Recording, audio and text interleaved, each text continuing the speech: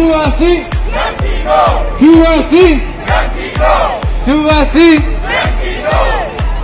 We called this event today because we are clear that Cuba is important to us here in Britain, because it stands to show that it is only by building socialism and it is only by adopting communist ideology and principles that we can fight back against the barbarity of the capitalist system.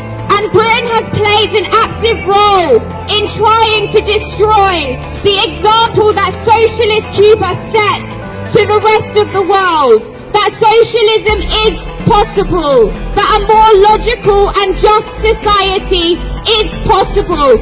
While Cuba has had 9,182 infections and 136 deaths during this whole crisis, this country, under the corrupt government of Boris Johnson, have had 1,800,000 infections and how many deaths?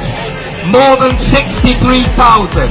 That's the reality of capitalism in this country, and that's why we support Cuba, because Cuba, yes, shows that another world is possible, and even in an underdeveloped country in the Caribbean, blockaded by the United States of America, it manages to show what a different social system called socialism can create. In Cuba, they have specialist schools for children who have an aptitude in music. As part of a solidarity brigade to Cuba in 2019 with Rock Around The Blockade, I got to visit one of these schools. We were able to donate £1,000 worth of musical instrument parts in an effort to break the blockade. Cuban socialism cherishes and nurtures the arts and culture. When the US speaks of democracy, what they mean is the dictatorship of US capital, the dictatorship of US imperialism.